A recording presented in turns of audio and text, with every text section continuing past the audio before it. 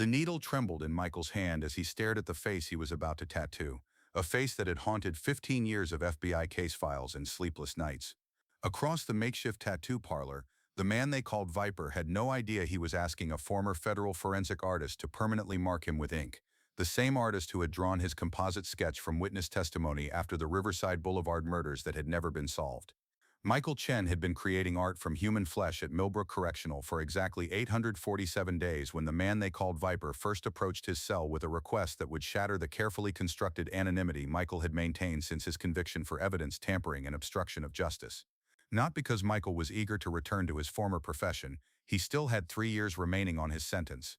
He had chosen tattooing because precise line work and attention to anatomical detail had always been his strength, the same skills that had made him one of the FBI's most accomplished forensic sketch artists. At 42, Michael carried himself with the quiet precision of someone who had spent 18 years studying human faces with an intensity that most people reserve for family photographs. His black hair showed premature gray from years of stress-induced insomnia. His hands possessed the steady control that came from translating witness memories into accurate facial reconstructions, and his eyes held the analytical focus of someone who understood that a single misplaced shadow could mean the difference between justice and impunity for dangerous criminals. Michael Chen was not just any tattoo artist. Before his career was destroyed by accusations of falsifying composite sketches to protect informants, he had been one of only 12 FBI-certified forensic artists in the entire bureau. He had worked major cases for the Violent Crimes Task Force, created facial reconstructions that led to arrests in over 200 investigations, and developed composite techniques so precise they were taught at Quantico to train new agents in criminal identification procedures. His crime had been born from loyalty to sources who trusted him with their lives and information that could dismantle criminal organizations. When his long-term informant in the Rodriguez cartel provided intelligence about a planned assassination, Michael had deliberately altered the suspect's composite sketch to prevent the informant's identity from being compromised. The investigation revealed that Michael had modified facial reconstructions in 17 cases over 3 years, protecting witnesses and informants, while ensuring that investigations continued without exposing vulnerable sources. What Michael hadn't expected was how losing access to criminal databases and active investigations would affect his understanding of his own artistic abilities. For nearly 2 decades, his work had been driven by the urgency of solving crimes, finding killers, and bringing justice to victims' families. In prison, he was reduced to creating decorative artwork on willing canvases, inmates who wanted to commemorate lost loves, honor deceased family members, or simply mark their bodies with symbols that held personal meaning. For the first year of his sentence, Michael had worked in the prison kitchen while his mind cataloged every face he encountered, unconsciously creating detailed mental portraits that served no purpose beyond maintaining the observational skills that had defined his professional identity.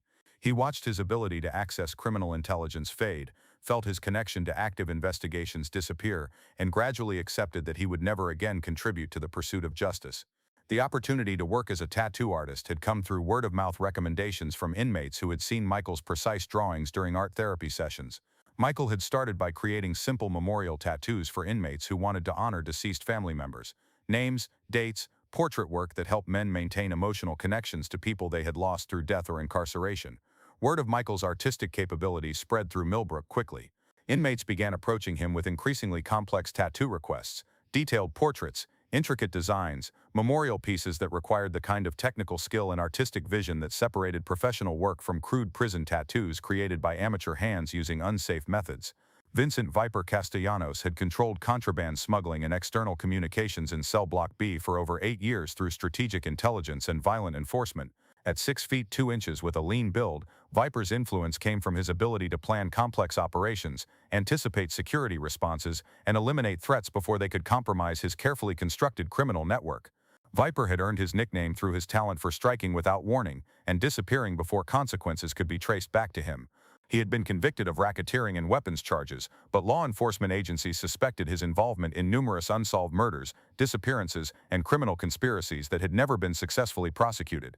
His reputation was built on being untouchable. What attracted Viper to Michael's tattoo work wasn't just the artistic quality, it was the precision and attention to detail that suggested technical skills beyond simple artistic talent.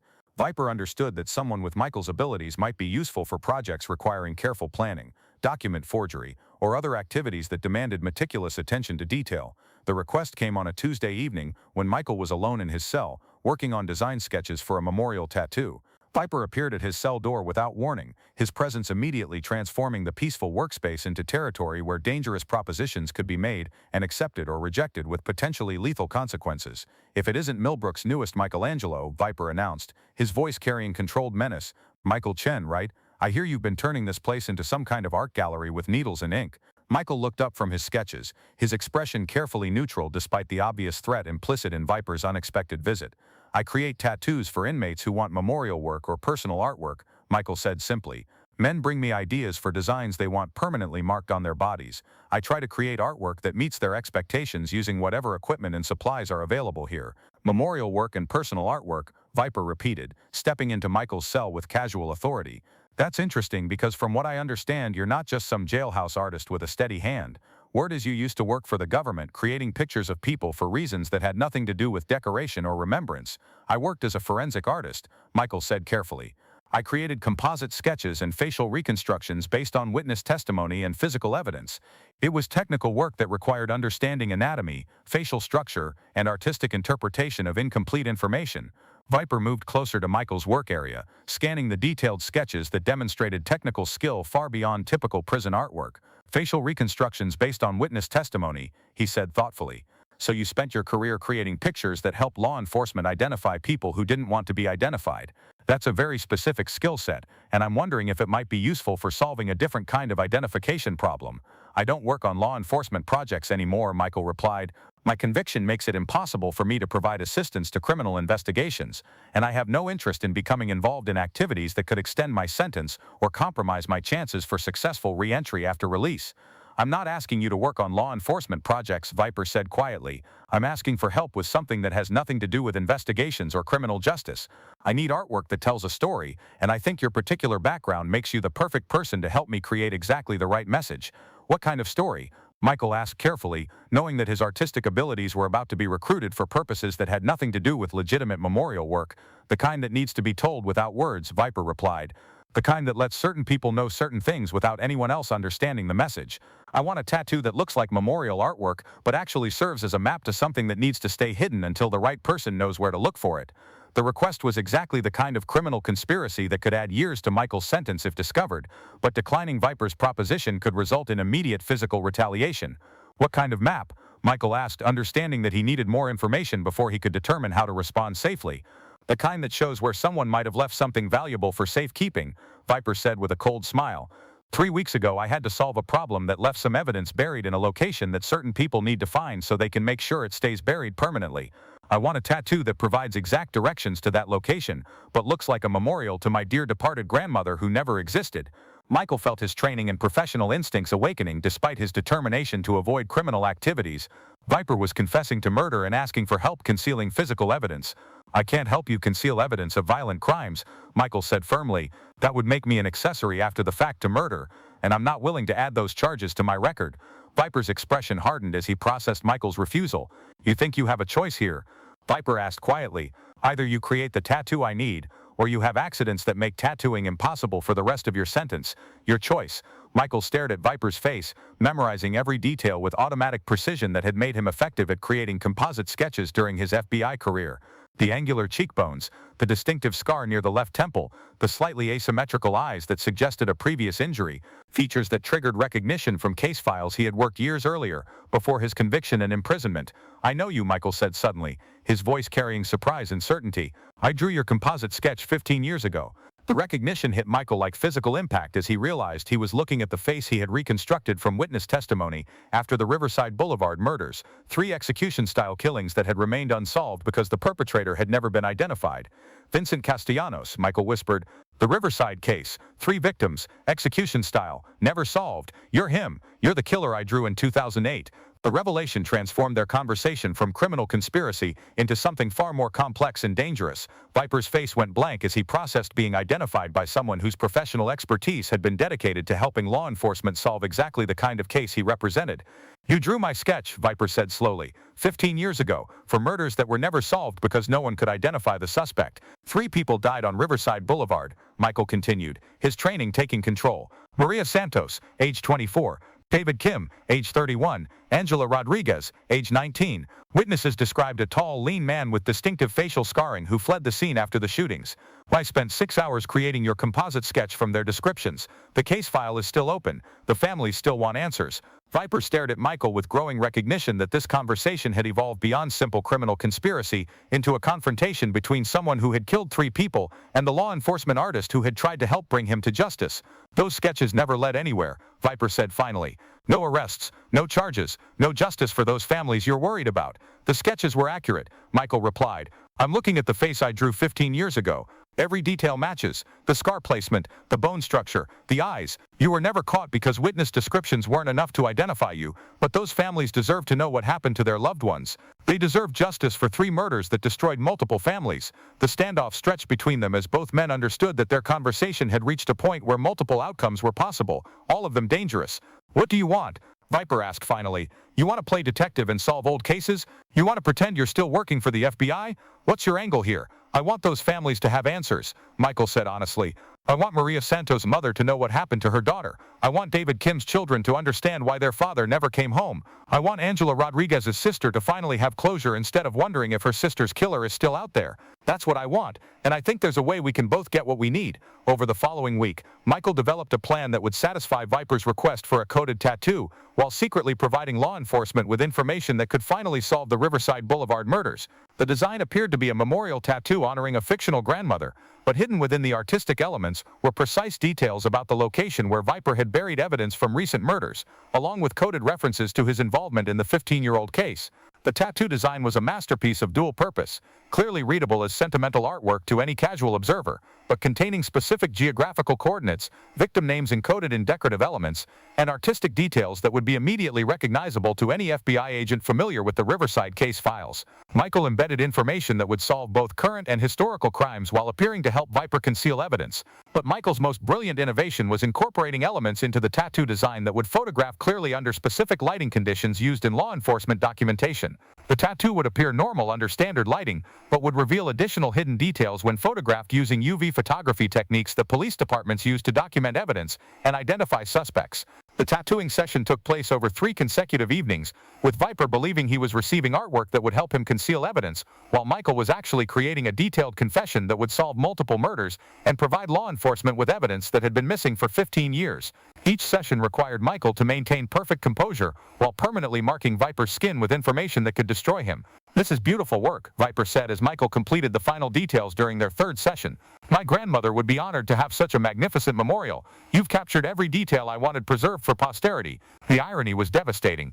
Viper was expressing satisfaction with artwork that would provide law enforcement with everything needed to solve his crimes. 3 days after completing the tattoo, Michael requested a meeting with his attorney under the pretense of discussing appeal options. During their confidential consultation, Michael provided detailed photographs of the tattoo along with explanations of the coded information embedded within the design. He gave his attorney precise instructions for delivering the evidence to the FBI agent who had originally handled the Riverside Boulevard case. The attorney contacted the FBI through intermediaries who could present the evidence as an anonymous tip. The photographs and explanations reached Special Agent Sarah Mitchell, who had never forgotten the Riverside Boulevard case despite 15 years of unsuccessful investigation. Within hours of receiving the information, she was comparing the tattoo details to original case files. The results were immediate and overwhelming. 6 weeks after Michael completed the tattoo, Viper was transferred to federal custody without warning. The arrest occurred during routine prisoner transport, when federal marshals took custody based on indictments for multiple murders spanning 15 years. The evidence against him was overwhelming, including detailed forensic reconstruction that matched his physical appearance to witness descriptions and geographical evidence that led to recovery of physical evidence he had attempted to conceal. Michael learned about Viper's arrest through prison news networks, but he maintained complete silence about his role in providing the evidence that had finally brought justice to families who had been waiting 15 years for answers. As far as anyone knew, the breakthrough had come from anonymous tips and investigative work that had nothing to do with prison tattoos or former FBI forensic artists. The impact of solving the Riverside Boulevard case extended far beyond Viper's conviction. Maria Santos' mother finally learned what had happened to her daughter and was able to hold funeral services that provided closure after 15 years of uncertainty. David Kim's children, now adults, finally understood why their father had never returned home. Angela Rodriguez's sister was able to visit a grave instead of wondering whether her sister was still alive somewhere. When Michael was released after serving his full sentence, he left behind more than just a reputation as a skilled tattoo artist. He had demonstrated that professional expertise retained its value even in environments where it seemed irrelevant, that justice could be served through unexpected methods when conventional approaches proved insufficient, and that commitment to victims' families transcended institutional boundaries and personal circumstances. 2 years after his release, Michael received a letter from Maria Santos's mother that demonstrated the lasting impact of bringing closure to families who had been abandoned by an imperfect justice system. Mr. Chen, the letter read, "I don't know how you were involved in solving my daughter's case, but I know that someone who cared about Maria made sure her killer was finally caught. For 15 years, I wondered if she was still out there somewhere. Now I know she's at peace, and I know the person who took her away can never hurt anyone else's daughter. Thank you for giving me the chance to say goodbye." Michael kept that letter framed in his studio, where he had returned to forensic art consultation for police departments that understood the value of his expertise despite his criminal conviction. It served as a reminder that artistic skill could serve justice in unexpected ways, that professional commitment transcended personal circumstances, and that the most important artwork was sometimes invisible to everyone except the people who needed it most. Years later, when police departments brought Michael cold cases that required facial reconstruction or composite work, he would tell them about the prison cell where he learned that justice doesn't depend on badges or official authority. It depends on commitment to victims and willingness to use whatever skills are available to ensure that truth emerges from darkness, one careful line at a time. Because sometimes the most important drawing is the one that nobody realizes is a confession, a map, and a promise to families that their loved ones will never be forgotten. The Riverside Boulevard case became a model for law enforcement agencies struggling with cold cases where traditional investigative methods had failed to produce results. Michael's innovative approach to extracting confessions through artistic collaboration demonstrated that justice could be served through unexpected partnerships, that professional expertise retained its value even in compromised circumstances, and that the most effective solutions sometimes emerged from situations that appeared hopeless. Detective Sarah Mitchell, who had received the anonymous tip that broke the case, eventually learned about Michael's role through confidential channels that protected his safety while acknowledging his contribution. She incorporated Michael's techniques into training programs that taught investigators how to leverage artistic skills, psychological manipulation, and environmental opportunities to solve cases that seemed beyond resolution through conventional methods. The success of the Riverside case also attracted attention from victim advocacy groups who understood that Michael's approach had provided closure to families who had been abandoned by an overwhelmed justice system. His willingness to risk personal safety to ensure that murders were solved and families received answers became a model for how professional commitment could transcend personal circumstances and institutional limitations. But perhaps the most profound impact of Michael's work came from its demonstration that redemption was possible even for those who had compromised their professional integrity. His conviction for evidence tampering had destroyed his law enforcement career, but his commitment to justice had never wavered. The Riverside case proved that expertise dedicated to protecting victims could find expression even in environments designed to punish and isolate rather than rehabilitate and restore. Michael's story became a testament to the power of artistic skill applied with moral purpose, professional commitment that survived institutional disgrace, and the understanding that justice was not about personal vindication, but about ensuring that families received the answers they deserved, that communities were protected from dangerous criminals, and that truth ultimately emerged from even the most complex webs of deception and criminal conspiracy.